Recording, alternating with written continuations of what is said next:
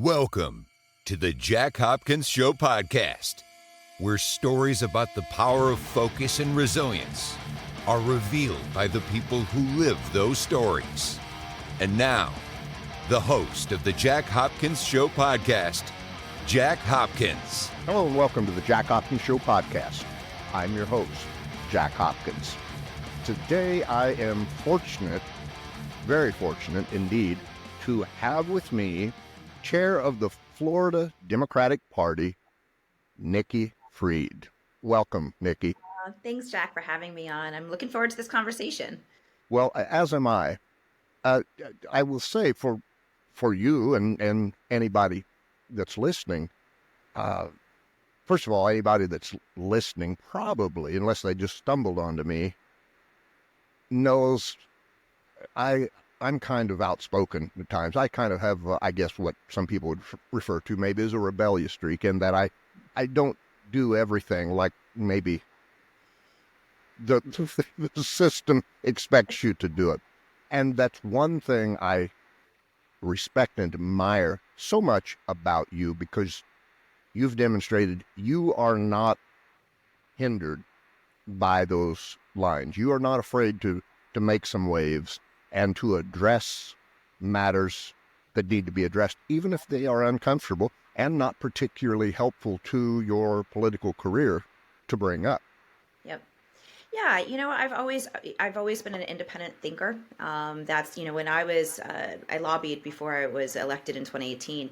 And I had, my dad is a diehard Republican. My mom's a diehard Democrat. I was a lobbyist.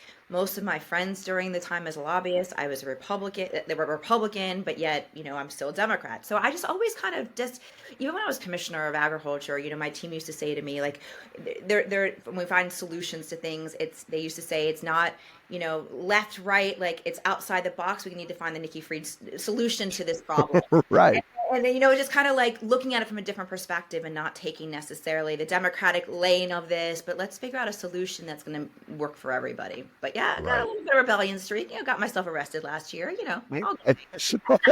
And I was like, yeah, because, and here's the thing. You were arrested supporting a rock solid cause, right? And I think that's what's so important to point out and to contrast. We've seen plenty of outspoken people who aren't afraid to get out of the lines from the Republican Party, right?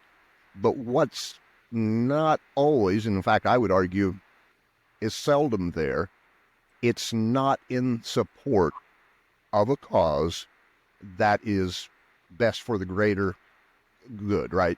It's not for everybody. It tends to be fairly political party specific, right? So I'm looking after you, my Republican, constituents or supporters. This is going to hurt the people in the other party, but that's okay because we don't care about them. All of the issues that I look at that you've gotten behind, they are issues that matter to everybody. Yeah. People in both parties benefit. That's right. And I've always, and it's one of my greatest pet peeves, especially when it comes to politics, that it unfortunately attracts some of the worst people on both sides of the aisle, but some of the worst people because they're doing it for their own ego, or they like to wear the lapel pin to be able to get into office spaces and reserve seats at events and that the handshaking of things and not really for the actual public service part of it. And I get on my Democrats all the time. You've got to come home and do the constituency services. You got to come home and look at ways to help people, regardless of their Democrat, Republican. When I was elected in 2018, I represent all 22 million people, not just, this 4 million people that voted for me and not just the Democrats. My job was for all 22 million Floridians. And it's really important that when you're fighting for causes and you're fighting for things, it's because it's benefiting everybody. And you're right, access to reproductive health care it is across the board. It's not only for Democrats, it's for everybody. And that's what I got arrested for. But I'm also, as if anybody has ever followed me and how I started my career and really in politics, was the advocacy of legalization of cannabis. Again, not a Democratic issue. It is a people person issue. Indeed. and medical marijuana and access to that. And so, yeah, I try to make sure that I'm not just advocating for things because they have a D next to their name, or that's the issue that only impacts, a small group of people. Right. And that's important to point out about the medical marijuana. I was about to say I am a medical marijuana card holder. I was, but now Missouri passed a law where you don't have to have the card anymore. As a veteran, as somebody who had a traumatic brain injury and has dealt with chronic pain for 30 years, I have found, in my case particularly, gummies help me sleep and get better rest, and therefore it helps with my pain.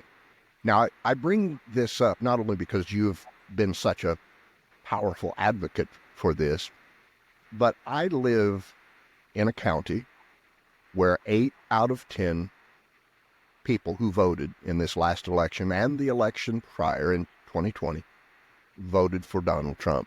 It's a very red area. Well, guess what? The medical marijuana dispensaries around here are busy, which tells me there are a hell of a lot of Republicans who are using medical marijuana. 100%. Like, first of all, like, this is one of those issues that truly crosses over political parties. Like, you had Donald Trump endorsing the amendment here in the state of Florida for legalization, and Kamala Harris. Like that shows that this is one of those last issues that people across the board can get behind, because everybody's got stories like yours. Everybody's got a family member that including my own. My dad currently is going through cancer, and he's on the medical marijuana registry. My mother went through chemo. She's on it. My grandmother, who just wants her gummies to play mahjong, she just, so it's really, everybody's got these stories. And when I was Commissioner of Agriculture, when I was crisscrossing the state, I would be talking to, generational farmers and ranchers. And sometimes it'd be 3 generations that were actually taking me around on their tours. And it'd be the oldest generation. And these are definitely not Democrats, but it's the older generation that would come to me and whisper in my ear when they had time with me, be like, so when can I start growing? It's just one of those things that is just, it's kind of like, just mind your own damn business. If you want to smoke, if you want to have gummies, if you want to take whatever instead of alcohol, have at it. It's your life. It's your choice. You bet. Just make sure that we're doing it safely. Yeah. And I had a little help with this, and you'll know in a moment, you'll know who I had help from. And it's probably blush worthy, but I've got to do it. Happy birthday to you. Happy birthday to you. Happy birthday, dear Nikki. Happy birthday to you. Thank you. I think you know who might have. I would imagine. I know. Hey, you know what? As far as I know, I am now the only podcaster who has sang happy birthday to you on Absolutely true. But you get to compete with Kamala Harris last year. So last year, during the holiday season, there's holiday parties at the White House and at the VP's residence, and so happened to have been the one at her residence was on my birthday last year. And so when I saw her, she has really great staff, as I do too, and her staff had let them know that it was my birthday, and so Nice. She had a present waiting for me, and so she got to sing happy birthday to me. But this is the first podcast that somebody's saying happy birthday, so yes. Well, how cool though to say Kamala Harris got me a birthday present. She did. That's well, and I'm going to kind of hop around here. I kind of like to do. I'm not much of a linear, with the progression through the episode. I think that's probably my ADHD, right? But it also makes for a kind of a more spontaneous episode, I think, right? Yeah. Something I know about you, you left, I think this was around 2006, maybe, you left the law firm you were with to become a public defender. Yep. Now, just a guess, but I'm saying that wasn't to increase your income.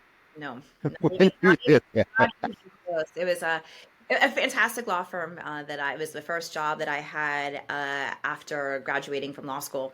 And it was a great firm, did commercial litigation, good people. But, I kind of was sitting there doing a lot of research and writing, and said, this is not how I want to spend the rest of my life. This is not why I went to law school. It was to be pushing, papers for partners and doing all this. And so, yeah, I took a more than 50% pay cut Wow. to go into the public defender's office. Moved out of Jacksonville back to Alachua County, which is where Gainesville is, University of Florida, is where I had gone to undergrad, law school, and my master's. And yeah, so it was back in a college town, but yeah, it was a pretty substantial pay cut. Well, I've always kind of thought this, and you can correct me if I'm wrong, or tell me if this is a poor analogy or even comparison. I've always felt like anybody that's in politics that has been a public defender, from the outside looking in, a lot of the people that you're defending as a public defender are probably a better representation of the public at large than people in Washington. Oh, for sure. You And know? and I think that's, I've always been somebody who I come from the Jewish faith, and inside of the Jewish faith, we have a phrase called tikkun olam, to heal the world. And that was really ingrained in me when I was a child. In fact, now I have it tattooed Oh, on my nice. arm. But it really was ingrained that you had a responsibility to give back and to do good. And so when I had the opportunity to go into the public defender's office, I did. I saw all walks of life, all backgrounds, all socioeconomic backgrounds. I mean, granted, if they're coming to the public defender's office and the PD is representing them, they obviously don't have the financial means to hire their own private attorneys. But it was all walks of life. And sometimes there were kids that parents weren't willing to spend, money for their attorneys. But it Sure. really was really eye-opening too, of how people get into the system and they stay in the system, because once you have a criminal record, once you have been exposed to a certain lifestyle, it's hard to break it. And that's really ultimately, I always said that when I got frustrated enough that I had to leave, because I needed every one of my clients to have every ounce of my energy, from the first client that I ever had to my last.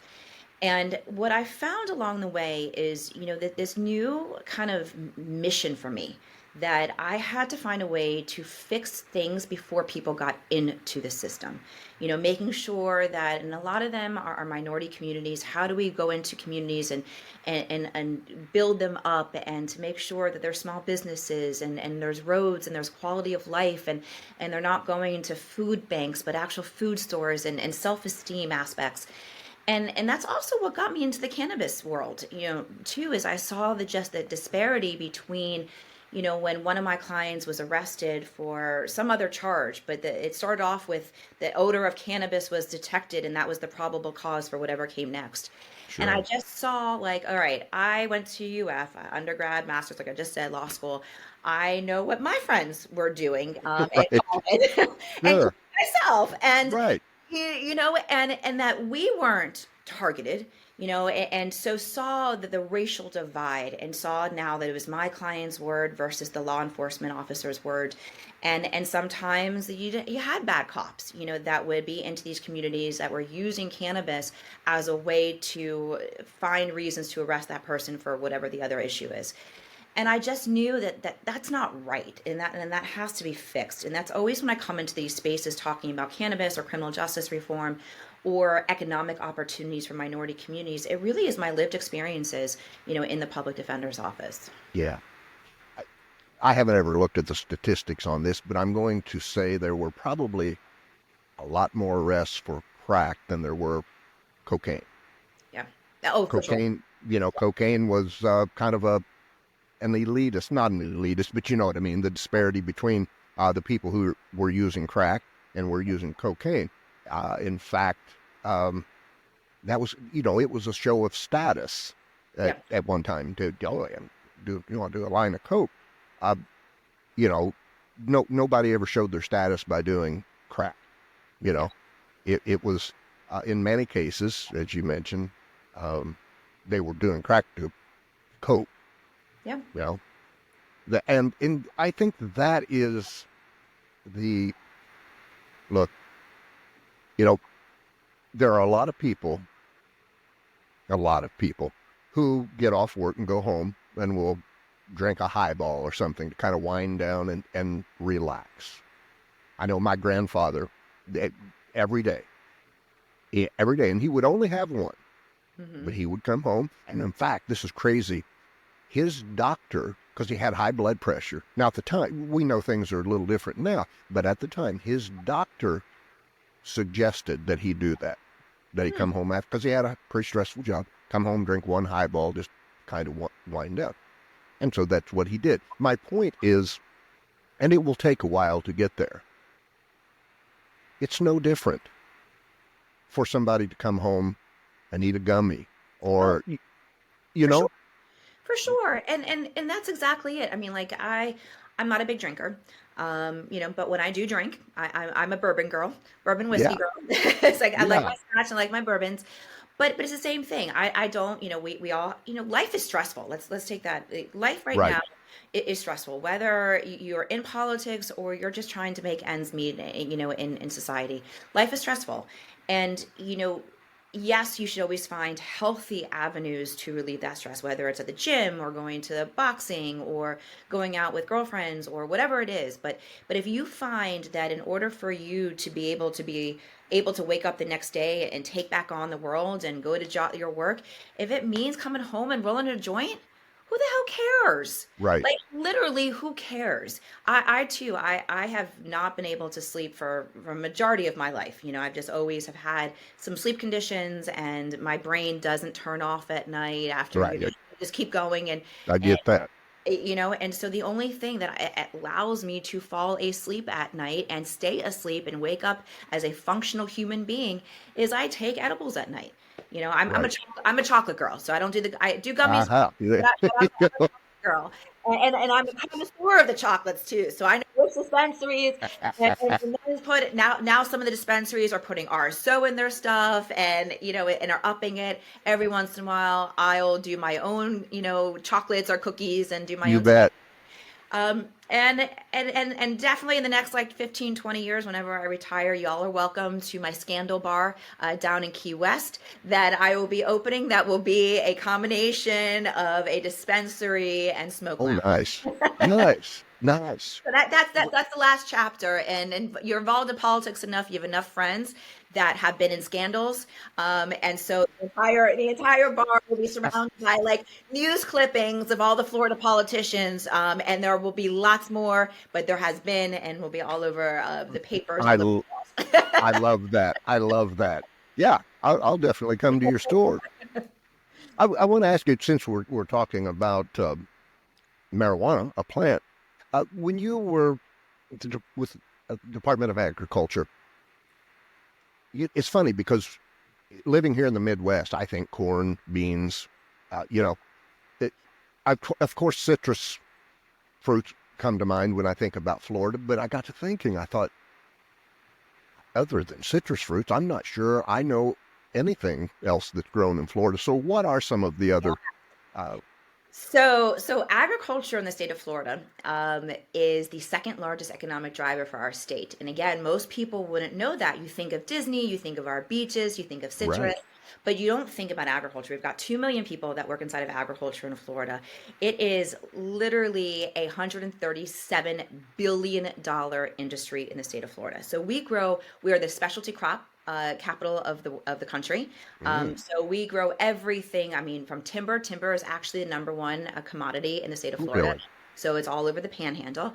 We're number 2 in the nation when it comes to our ranches for cows. So we only second to Texas. Wow. We also, talking about Kamala Harris earlier, that we are the only state in the continental United States that grows coconuts. So we have coconut trees in Florida. We've got sugar cane. We've got sweet corn. We've got cotton. We've got green beans. We've got tomatoes, strawberries, blueberries. We really have it all here. And now we've got hemp, which is the 6th largest now as our ag commodities go. Is it really? Yep. Interesting. And revenue-wise, any approximate figures on what that's bringing into the state? Yeah, like I said, it's a $137 billion industry. So that is Okay. the Yeah, money I coming, guess you did yeah, into address the that. state of Yeah. Florida. Like I said, it is the second largest economic driver for the state. I mean, we've got 46,000 working farms and ranches, everything from small to the big guys. It's all over the map, and it's actually when I was elected, people were kept saying, what is a good Jewish girl from Miami who's a lawyer lobbyist in the cannabis space doing running for commissioner of agriculture? Right. And so the answer was, first of all, it is a large department. It is Commissioner of Agriculture and Consumer Services. So I got to use my attorney advocacy arm for the Mm, consumer side of things that typically got cool. left behind in the job. But being from the cannabis space, it is an agricultural commodity. So Yeah. that was kind of, but I really did not have any real working knowledge of agriculture when I got elected.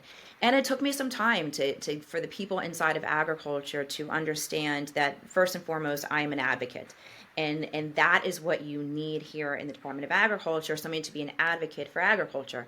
And so shortly, I was having drinks with the Farm Bureau presidents and getting invited to every association keynote speech, everywhere. And but it was one of the most fascinating jobs, and loved every single moment of it. I mean, being able to protect what is the fabric of the state of Florida, which is agriculture. I mean, it's on our license plates. The citrus oranges are on our license plates. It's the Yeah. bedrock of our state.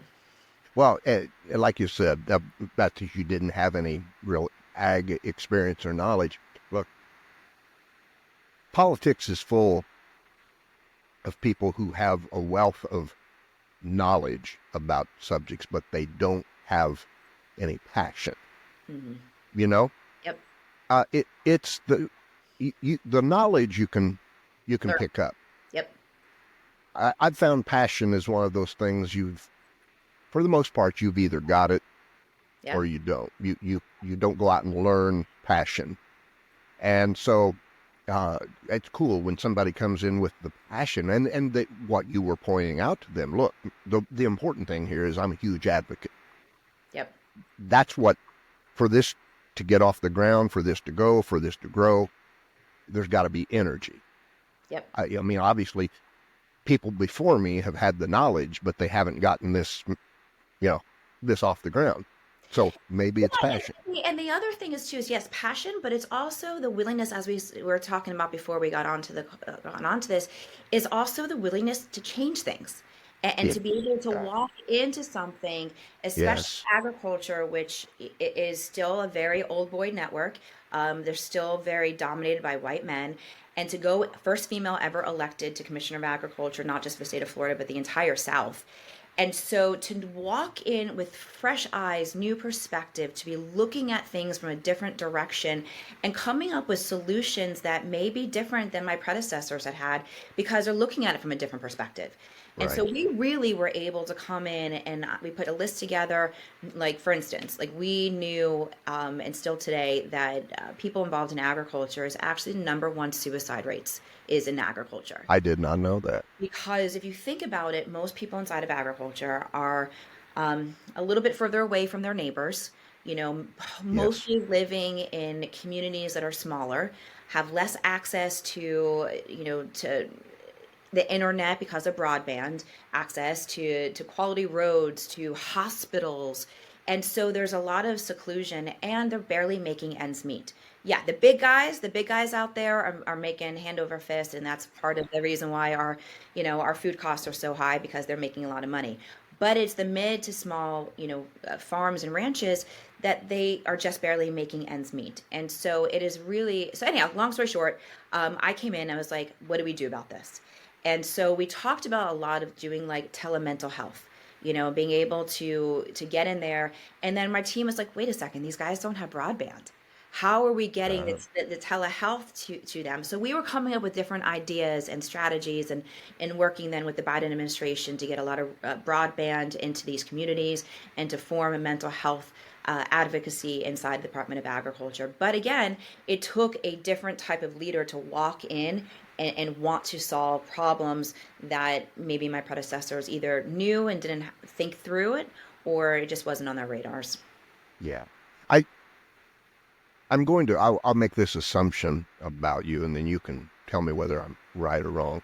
But just because of some similarities we have that I do know about, I'm guessing you, like me, kind of sometimes thrive on the resistance, the pushback against your right? Whereas I know a lot of people who go through life not speaking out or not introducing something new or new idea, new thought that cuts against grain because they have kind of thin skin, right? And the first time somebody criticizes them, they're deflated, right? That's when my brain really functions at its best. I need it. In fact, I need it. I can't do my best work unless I've got somebody saying, "Oh, yeah, that's dumb," or pushing against me. Are you kind of like that? Yeah. And so much so, like, one, if you're trying to make progress, if you're trying to do good, and everybody's agreeing with you, then you're doing something wrong. You You're know, right, that right. if you're trying, because otherwise it would have been done before. And one of those examples, going back to the cannabis conversation, I'm also a gun owner. I have As am I. have a concealed weapons permit, and I have inherited a firearm from my grandfather. But I've always wanted to purchase a new firearm to be able to carry more frequently. And recognizing that as a cannabis user, that we are not allowed to purchase a firearm. Yeah, It is yeah. against the ATF, it is against the laws, and it's on the ATF form, I think it's question 10 Echo, that specifically states that. And so I walked in and into the commissioner's job, and I turned to my team and I said, "We got to fix this. We're going to sue the federal government." And they're like, "What?" because because one of the things that is also underneath the Commissioner of Agriculture was the concealed weapons program for the state of Florida, one of the largest in the entire nation. And so we found a nexus on because of the advocacy I was doing on cannabis and the fact that I was, overseeing the gun purchasing. We worked for years. The goal was to have it filed in 2020, this lawsuit, but of course the pandemic hit, and so priorities shifted. And we filed the lawsuit April 20th of 2022, and we filed a federal lawsuit on the discrimination of medical cannabis users being able to purchase a firearm. And at the time, April 2022, the administration is Democrat. And so, Right. so here you have the only statewide elected Democrat who was running for governor of the state of Florida filing a lawsuit against the Biden administration. And Right. so the conversations, of course, in house were like, you are going to get slammed. I mean, granted, we called the Department of Justice first. We talked to Merrick Garland's office. We told the White House we were doing this, that this is obviously a policy that was put in place way before they got there. And to make sure that they knew that this was going on. But fellow Democrats lit me up Oh, I bet. about, suing the Democratic president of the United States. And I kind of was like, but it's the right thing to do. And, Yes. and I will take whatever is coming at me because we have to make progress on this issue. And this Right. is one of those things that is just needs to happen. And that case is still going on. It's in the 11th Circuit here in the South in Florida. But it's also, interesting enough, was the same exact issue that Hunter Biden was convicted on. Yeah. So Interesting. everything kind of has, Oh, yeah. a way of making progress. But Certainly. yeah, Yeah, and that's again, like it's in the beginning. That's the kind of thing I like about you, because you said something, and that, to me, that's really the only thing that matters. You said, but it was the right thing. yep, That, for the most of the time, that should push everything else out to the periphery. If it's the right thing to do, then it's the right thing to do. that's right. No matter the consequences personally, no matter the consequences politically, and no matter who you're having to challenge. Right. and again, at that time, everybody just saw it as, Nikki Fried suing Joe Biden. And I had, but it was hard, but it was even, because I was elected with a lot of support from the Parkland families and from some of the families that have been involved with gun sense regulations and victim families, and had to have a separate conversation with them all and say, listen, this is actually providing more safety for, people are having to get the background checks when they purchase a firearm. And if you're going into using cannabis, that you're doing it safely and going through the regulated market, which means that we need both of those to be able to coexist. But it had to have those conversations to work through it, because again, it's the right thing to have done. It provides safety on both sides of that conversation. And again, what is the difference between somebody having alcohol and somebody, smoking weed when it comes to gun ownership? Going back to my PD days, there is never a time in my entire 4 years as being a public defender did my client come in and say, Miss Fried, I was just too high when I shot up the liquor store. Like, Right. I was too high on crack or meth or Yeah. alcohol, but never weed. And so Right. it really is just kind of getting a cultural change that has to happen. Yeah. In those in that last hour, 30 minutes before I go to bed, after I've taken a gummy, I don't find myself sitting around looking at my wife and saying, "Hey, you know what? I feel like going robbing someplace." That's just not how they go.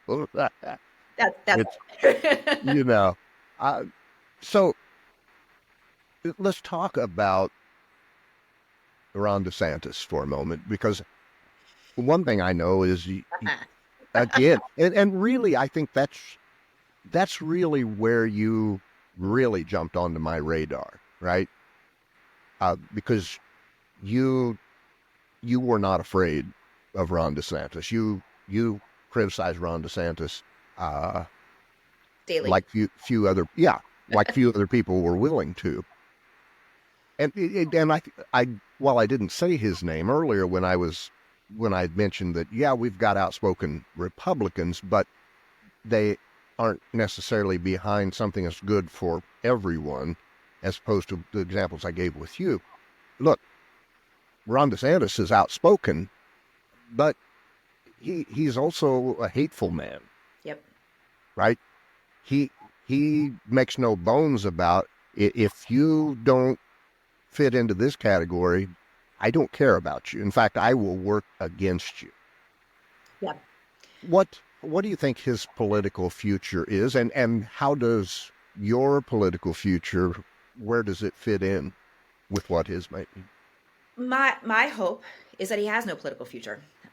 This is not a good person. I spent 4 years on the cabinet with him. At the cabinet, we took a trade mission to Israel. So we have spent a lot of time together. And I always talk about the fact that, for those 4 years, twice did he make eye contact with me. Twice. That tells you that underneath it all, that there's nothing there. And when Right. you make eye contact, and eye contact is so important to human interaction. You To bet it look is. into somebody's soul, to see that they're interacting with you, that they're listening to the conversation, they're not distracted by whatever else is around them. But when you do look, that there's nothing behind those eyes. And I had told everybody, whether it's during debates or when he's on TV, turn off the volume and just watch his facial expressions, watch how he doesn't, his eyes, like it just, you could tell that he's just mean spirited and there's not a heart behind him.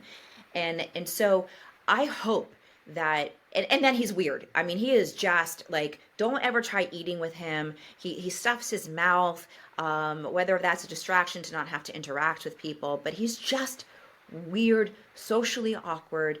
That's awkward fits him too. Every time I watch that man, it's like, my God, he looks so uncomfortable in his own skin. Yeah. So I think what happened along the way, first of all, like he's always been that way.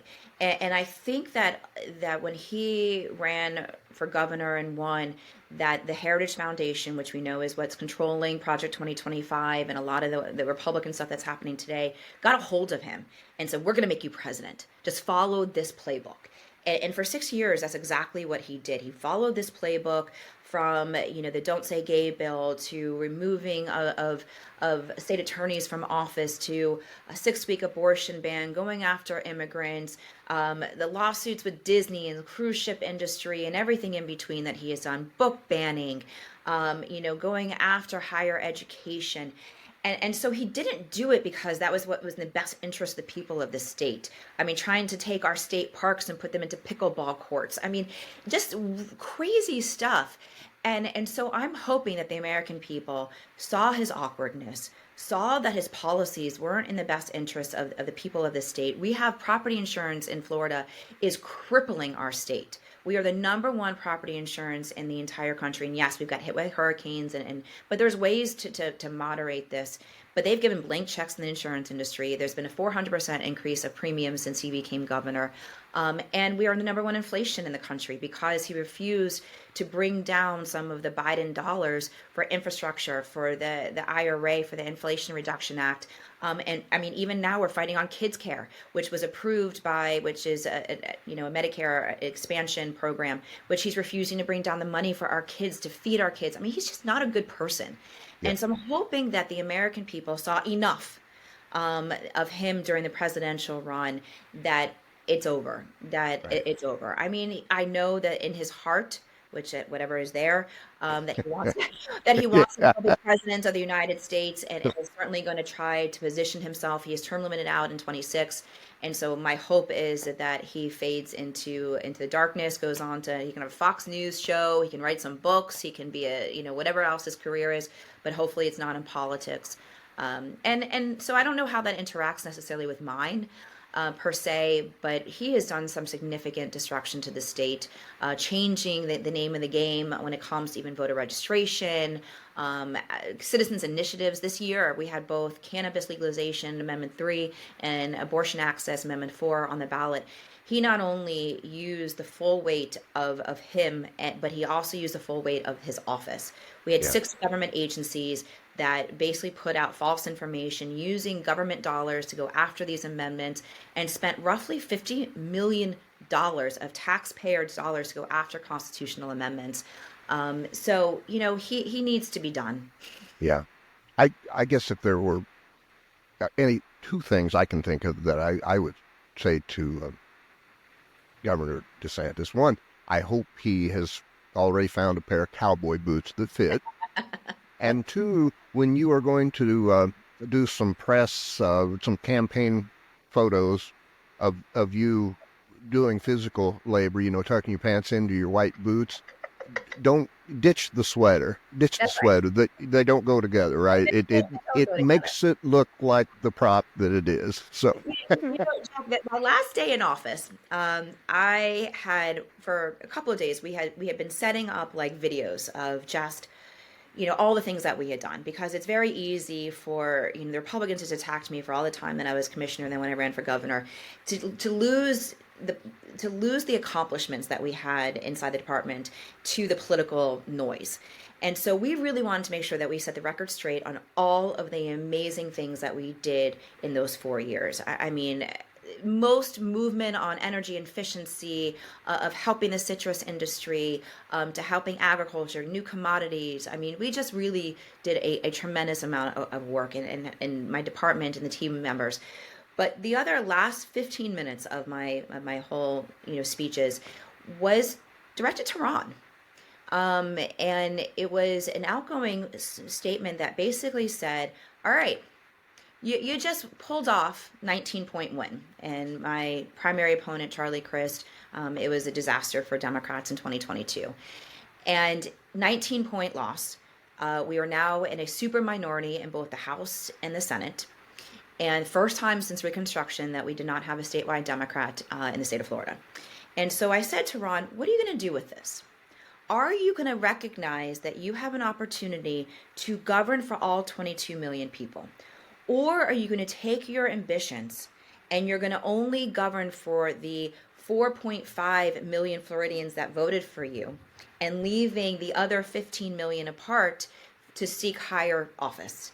And I said, history is going to judge you by the decisions that you are going to make in the next 6 months. Right. And I was right. He did not follow my lead, because if he had come in, imagine this. If Ron DeSantis had come in 2023, and had an agenda that brought people together, that lifted people up, that truly showed what a conservative Republican used to be, he might be president right now.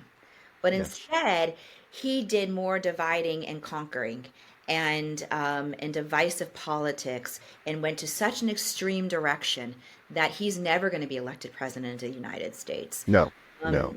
Um, but it is what it is. I'm glad you brought that up, because I don't know whether this will be popular or not. Probably not. But then again, I don't care. If Donald Trump would come into office, which we know he's not going to, but if he would come into office taking basically the same thing you laid out for DeSantis, because I love this country so much, and because I want to see everyone prosper, and I don't just mean financially, but with their health, in all areas of life, as anti-Trump as I am, I would love to see him succeed in governing for everyone. That's right. And I would acknowledge him when he did. But much like DeSantis, it's not in him.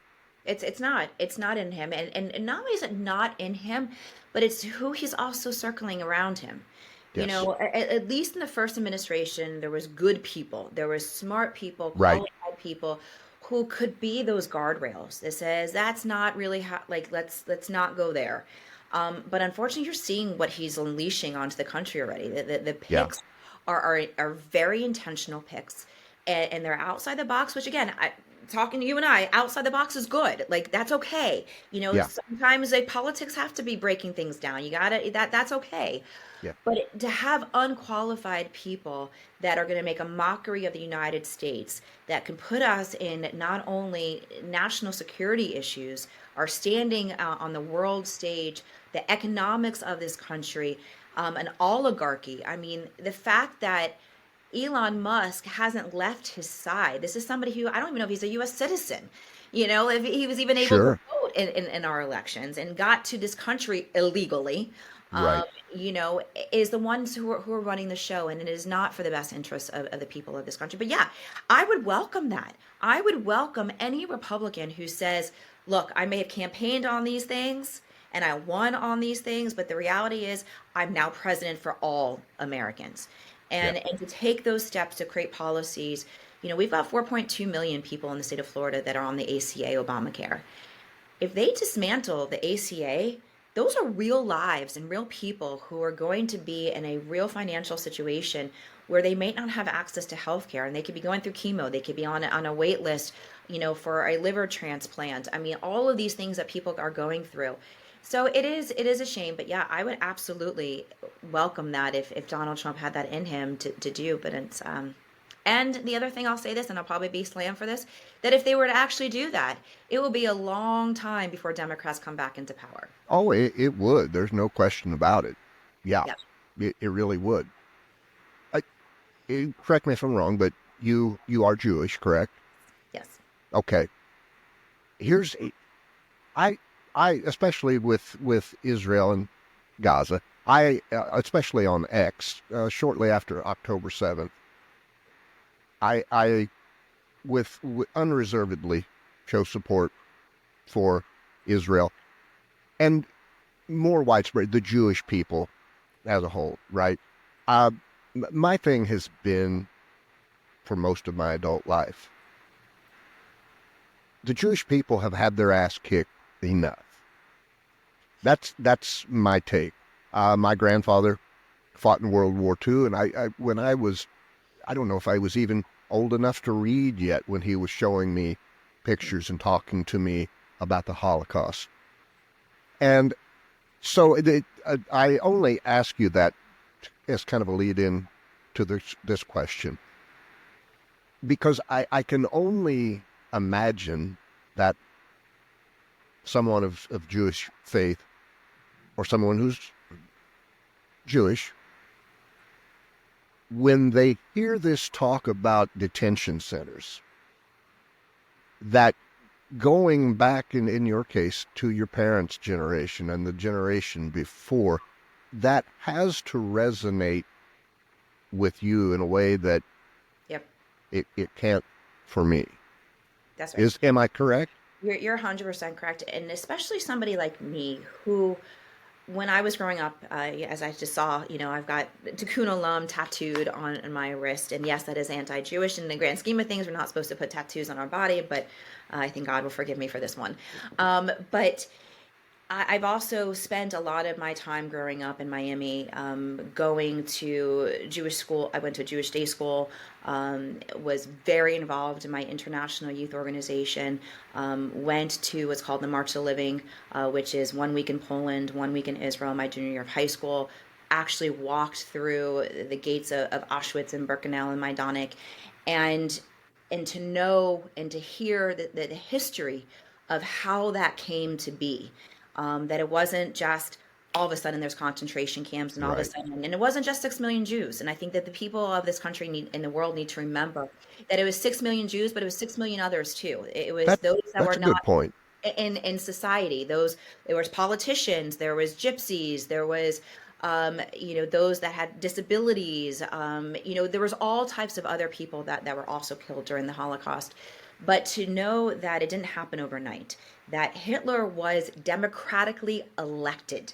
The Nazi Party was the power that was elected.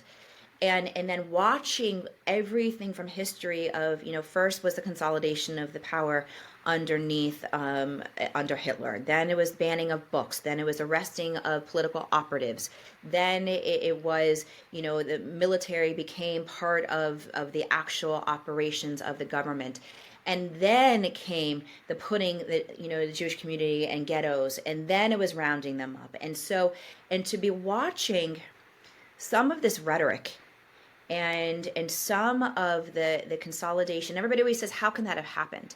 And if you go to Poland or to Germany or where any of these concentration camps were, and you see how close their neighbors were, that the ashes that came out of the crematoriums were landing on people's homes and and in their cars, they knew what was going on and they kept silent.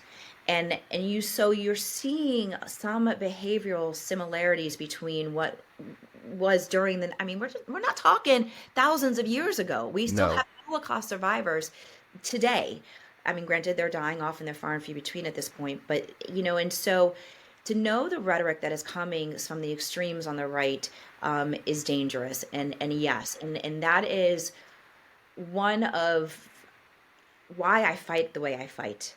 To know that it is still possible that even in our democratic society, watching how easy people can be manipulated, and especially because trusted news sources are no longer there. People are going in and are kind of going tribal again and going kind of inside, only talking to the people that are in their inner circles. And Yes, that is dangerous. That is it's very dangerous. dangerous. It's very dangerous. I've been leaning more heavily into that, both on social media, and I have a newsletter called the Jack Hopkins Now newsletter, which is about building resilience and dealing with and managing your fears. And in my social media posts, one thing I've been doing that's been ruffling some feathers, but that's okay, because for the people whose feathers it's not ruffling, who are actually going, interesting, I think it's being helpful. I'm calling people out on this. I'm saying, hey, look, this is not a game. This is not a joke. This is not a paragraph in the newspaper. This is happening right now, and we know exactly how it will unfold if we do what I see already happening. And you are right. People are the very thing people have long said, how could that happen? How could they do that? I'm watching people do the thing they could never understand. Yep. You know what I mean? Yeah, and it's the same thing that I, I'm looking at it from, when DeSantis's name has been floated for Secretary of Defense, and that is terrifying. terrifying because one, he created a militia inside of the state of Florida that he's now used against the people of the state. Again, we talked about $50 million that was used to suppress voters. This is somebody who would not think twice if Donald Trump calls him up and says, again, enemies within, that's using, it's Secretary of Defense, you're defending the country. And if their mind is made up that Democrats are the enemies within, we are on a very dangerous, slippery slope.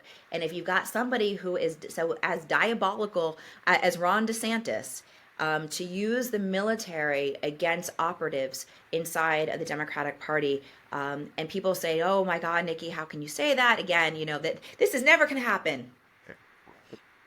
I'd like to not take that chance. Right. Yeah, and case in point, for about the last year and a half leading up to the election, in a way that always offered a solution or a direction to go, I was hammering the point home that it's going to get bad in the lead up to this election. If you think it's bad now, just wait. And of course, it did get worse and worse and worse. So initially, a year and a half ago when I was saying that, I know there were a lot of people rolling their, here you go. What's he selling? Trying to introduce fear to us.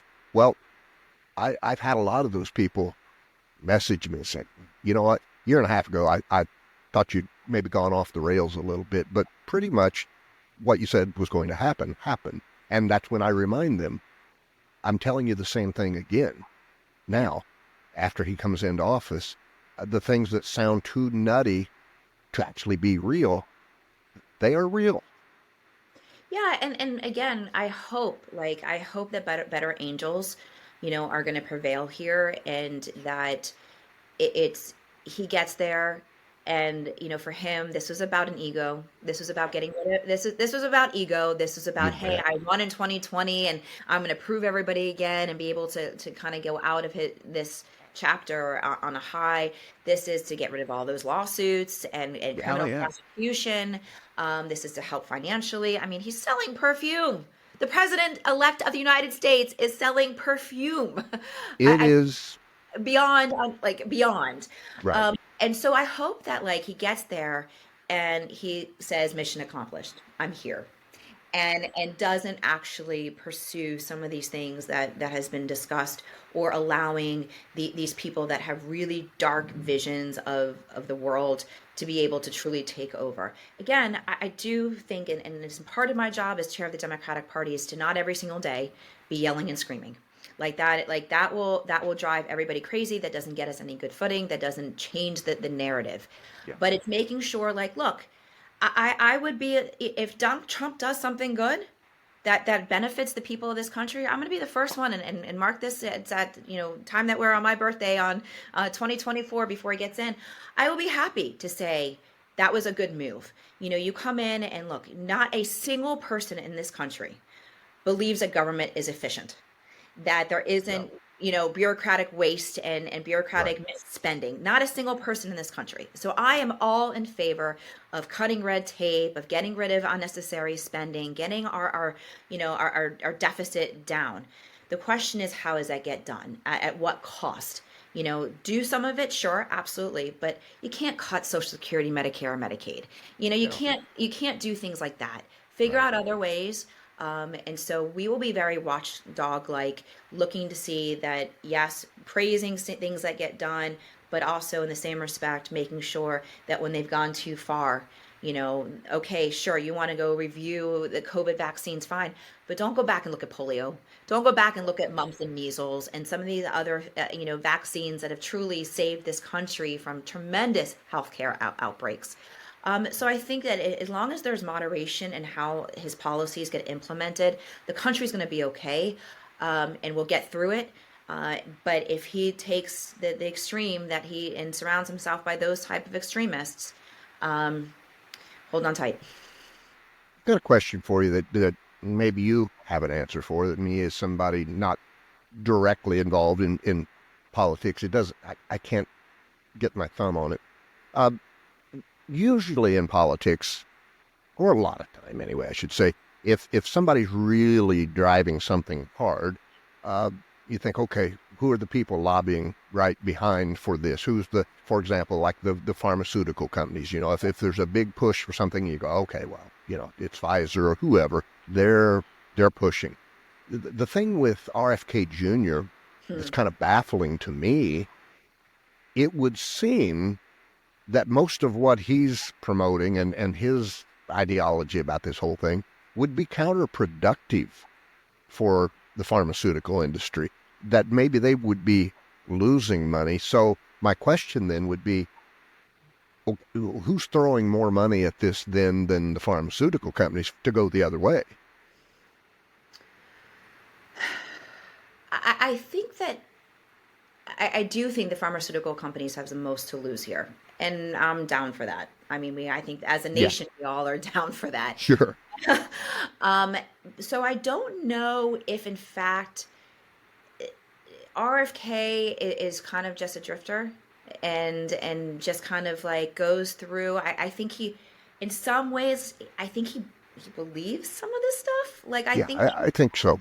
Yeah. I think that he's a believer, and again, we go back to this passion thing. I guess having passion for something you believe in, right? Doesn't mean I'm making you Secretary of Health, but right. But I think that some of this stuff, and which is why I think ultimately at the end of the day, a lot of the things that RFK wants to do isn't going to happen. Do I think that, like, when it comes to the FDA, yeah, the FDA has a lot of problems. And going back to their cannabis space, they don't know how to regulate cannabis. I'll never forget in 2019 when I went up to Washington, D.C., and I was working on legalization of hemp for Florida, and I was talking to the USDA and to the FDA. And I walked into the FDA. They obviously had not done their research, and they spent the first few minutes of our meeting talking to me about cannabis and giving me the history of cannabis. and so I had to stop them and say, let me reintroduce myself. But I said to them, look, these states across the country after the Farm Bill of 2018 are legalizing hemp and are utilizing new products that are coming out for human and animal consumption, and we're going to need direction. And they gave me all of these like long hoops and, well, what about this and what about that? And I said, you know what, guys, I'm going to do it in Florida, and you're just going to follow my lead, because you sound like you're 10 years away from having any type of ability to put out, directives to any of us. And we did, and they still are not there. And this is now 6 years later. So there are real significant problems when it comes to these government agencies. Do I think RFK is the right one to have a solution? No, he's going to blow shit up. Yeah. And I like your answer because it mirrors it to a degree of what I was thinking. It's like, look, I think as crazy as it may sound in this era that we're in, because everybody thinks everything that happens is just because of money, right? But when I look at RFK Jr., I think, this guy was born into money. He's always had money. I don't know that money's a big motivator for him at this point in life. I think he believes these things. And so it's not necessarily somebody throwing money at him to get him to go. This is just what he believes, and this is what he wants to do. Yeah. So as we start to close out here, because again, it is your birthday, and I'm sure you've got other things you would like to do that will be fun. How can people listening to this or watching this podcast, how can they support you and the direction that you are going, whether they live in Florida or not? Yeah. First of all, follow me on my social platforms. I'm on everything from Blue Sky now to I'm staying on X. So I'm definitely encouraging people to stay on X. We can't concede an entire space. And there's a lot of other new platforms, ones that are minority owned. Everybody get on there and be on there. So that's one. Follow us. Also follow what we're doing here in Florida when it comes to Democrats. Don't give up on us. Please don't give up on us. There's 22 plus million people here in the state of Florida that need balance back in government, that need people to have leadership that is going to protect everybody in the state. And I always say this too. Born and raised here in Miami and Florida, and so were my parents. This state used to be so libertarian. If you Yeah. wanted to go down to Key West and you want to hang out on Duval Street, have at it. You want to go to Tampa, has Gasparilla, which is like Mardi Gras, throw bees. You want to go to the 30A, which is the Panhandle, Redneck Riviera area. Yeah. People just left you alone. You found your community, you found your places, and people left you alone. What Ron DeSantis has done to this state in 6 years is tried to force everybody to be in his image. And so we've got to get back to balance here in our state. So really encouraging, first of all, everybody, don't give up on Florida. There's a lot of really, really good people here that are fighting back every single day. Two, always we'll put a plug in, go to floridadems.org, even if it's $2, $3, $5, whatever you can afford, be a monthly subscriber to us. We are doing the really hard work, but most importantly, just don't give up on us. We're going to fight back. We've been 30 years in the desert wandering. In 30 years, there's only been 3 Democrats elected statewide, myself included. And my goal in life is to make sure, not in life, but my goal is to make sure that I'm not the last statewide elected Democrat. And we'll get back there, but it's going to take some time and patience and people not giving up on us. Well, I want to say that on behalf of at least my followers, right? I've got a couple of 100,000 followers. I say for them, thank you for being you, right? We like you and who you are and how you operate, and we need more people like you. Second, hey, thanks for taking some time out for me on your birthday. I mean, that means a lot. That you didn't have to do that, and I'm sure you get plenty of calls. So, thank you. Will we see you run for governor again? I love my state. If you can't hear that, I love every aspect of my state. There will be a time where I will run again statewide. We've got work to do first. And so, I am rerunning for chair of the Florida Democratic Party to continue rebuilding. But I'm a policy wonk at heart. And have lots of ideas of how to make the state better and to create balance back. So don't count me out for not running for governor one time again. But certainly we've got work to do to get us back into a better position. And that's so cool about you. You're not chasing the title. You've got stuff you actually want to get done, and you'll do it wherever you can most adequately get it done. Yep. That's awesome. All right. Thank you. Listen, happy birthday. Go have a drink or something and enjoy the rest of the day. Thank you, Nikki. I appreciate it. Thanks, Jack. And thanks to all of your listeners. Take care.